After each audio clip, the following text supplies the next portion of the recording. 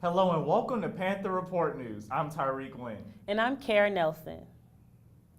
We're here to believe women because honestly, it did more harm for Christine Blasey Ford coming forward than sitting silent.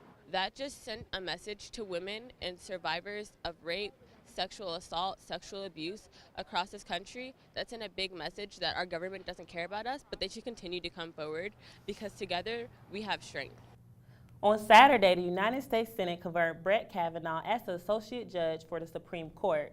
This comes after allegations of sexual assault against him. This Monday, students took a stand at the Georgia State Capitol in solidarity with the survivors. On posters, they call out Georgia Senators David Perdue and Johnny Isakson, who voted in support of Kavanaugh. Students also marked their words on the pavement with chalk. Is it an important time in our country to vote? Voting determines the laws of our country and allows citizens' voices to be heard. Reporter Kevin Sanchez has information on this year's registration. Vote. Vote. Whether it's immigration, gun control, or reproductive rights on the table for the midterm elections, to move the needle, one must vote. Voting is so important. It is how you voice your belief and your power in your government. It's really hiring people to do a job to represent your interests on all levels. But voting has become increasingly difficult for some. Last year, Georgia canceled more than 500,000 voter registrations to clean up the state's voting rolls. Georgia Secretary of State Brian Kemp has since then been accused for those cancellations. He is also running as a Republican gubernatorial candidate. Cheryl Cinnamon Baldwin, president of Clayton County's NAACP, sees the impact on her community. 500,000 have been purged in Georgia. 17,381 have been purged in my county alone, which is Clayton County. So we came up with an aggressive launch to get these people back on the rolls. They aren't staying silent. The second vice president for the NAACP's Atlanta branch, Gerald Griggs, says they've contacted canceled voters. We are calling and we are mailing postcards and we're trying to get in contact with each and every person that's been removed from the rolls. We have contacted at least 300,000 at this point. And they're not stopping there. Griggs says they're also suing Kemp. We've also sued the Secretary of State 4 times and plan to sue him again a 5th time to make sure people have access to the right to vote. So we are very concerned, and we've turned that concern into action. Students are also making their marks on the ballots and say civic engagement starts with encouragement. On a daily basis, from when we're out here, whether we're here in Library Plaza or at our partner at eBrick Coffee, we get about 50 people a day.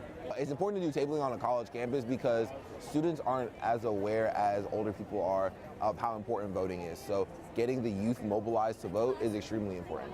I've registered like 250 voters, and I think that we're really going to make a difference this election if we keep telling young people how important their vote is. Voting is not just showing up at the ballot box. Griggs ensures it's your voice. We have to ground it in what people value. If you value your education, if you value the Hope Scholarship, that was voted on by elected officials. So it comes down to what do you value and where do you want the money you pay in taxes spent.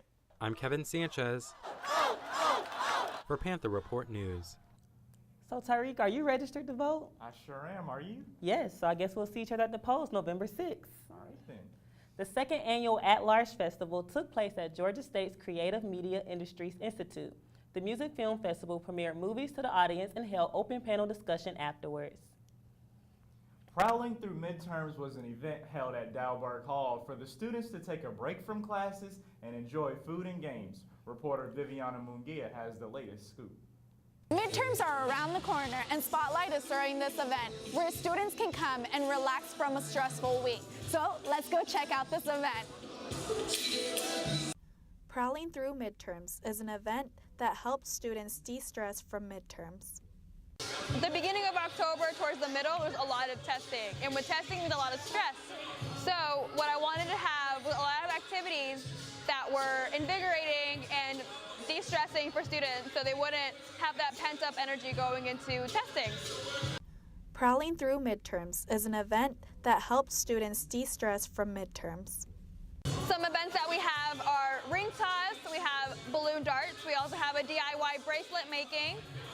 We also have some cotton candy and hot dogs so people can be fed as well. So you guys should really try out the hula hoops, something that everyone could do as a little kid, but now apparently you can't do it. Dahlberg Hall, I'm Viviana Munguia for Panther Report News. A man was rushed to the hospital after he was shot outside of 112 Courtland Apartments. Witnesses say 5 shots were fired and the victim was shot in his leg. Authorities say the incident is still under investigation, and we will update you when we have more information. Tyrik, do you work out? I sure do. You can't tell? You gotta start somewhere. Well, Turn Up Tuesdays takes exercise to a new level as it fits the lifestyle of students. Instructor Tony Price explains the 30-minute workout. Destiny Elliot has a story. Turn Up Tuesdays is designed to be a beginner exercise class. As you can see, I'm kind of in my work clothes right now, so it's meant to be a beginner introductory class. Fun Fitness Friday, on the other hand, is much more of a intense session, so you will actually break a sweat. We do have a good time. We have some good music, some good equipment going, and we have a good time.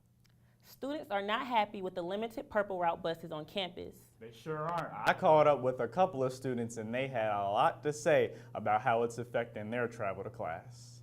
It always comes too late, so by that time I already have to walk to class. You have probably struggled getting to class on time due to the Purple Route. Unfortunately, there are not many of them on campus and they are slow getting to their destination.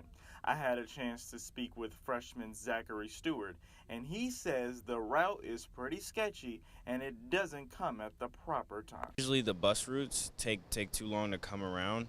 The Purple Route definitely is really sketchy on the time because it says it'll come in like 10 minutes and then it'll come like 20 minutes later. So usually I'll just walk or take a bird. I also had a chance to speak with sophomore Nicholas Stevenson, who is fed up with having to walk to Adderhold, and he is also concerned about handicapped students. I usually would take the Purple Route, but the only problem with the Purple Route is the fact that we do not have enough of them on campus. And I actually feel really bad for the people who are handicapped due to the fact that they don't have the ability to walk to Adderhold every day. The student says the Purple Route takes so long, he usually ends up taking a 20-minute walk to class instead of waiting on an unreliable bus. It usually takes about 20-15 minutes to a point where I give up and walk to class and I'm late. The sophomore stated he is doing his best to catch up on material by going to his teacher's help hours, but the professor is getting sick of him. I have missed a lot of material within that class. The teacher is probably tired of me showing up to office hours, repeatedly saying, "Hey, sorry I was late for your class, but I'm here to get my missed work." Many students have found some better alternatives to get to class, but they would like more reliable buses on campus. I attempted to reach out to a representative from campus transportation, and I have not received comment in time for this report. Fall is finally here. The leaves aren't changing colors just yet, but we will see a drop in temperatures next week with lows in the mid-50s and with highs in the low 70s with a chance of rain on Tuesday. Hurricane Michael was upgraded to a Category 4 when it made landfall, causing damage in the Florida Panhandle and southern parts of Georgia. Atlanta received a lot of rain this week due to the hurricane and a severe tornado warning. Thursday night, the storm made its way up the East Coast and is currently moving offshore. And our prayers do go out to the victims who were affected by that storm. The Student Government Association tackled an environmental sustainability at their Senate meeting this Thursday. Waste management and recycling program were among the ideas proposed. Senators also follow with the solutions to smoking on campus. They say enforcement policies and making a smoking area are possibilities in their next steps. Thank you for watching another episode of Panther Report News. Be sure to follow us on Facebook, Instagram, and Twitter at GSUPRN. Also, subscribe down below and please let us know what you think in the comments. I'm Tyrik Wynn. And I'm Karen Nelson, and we'll see you next week.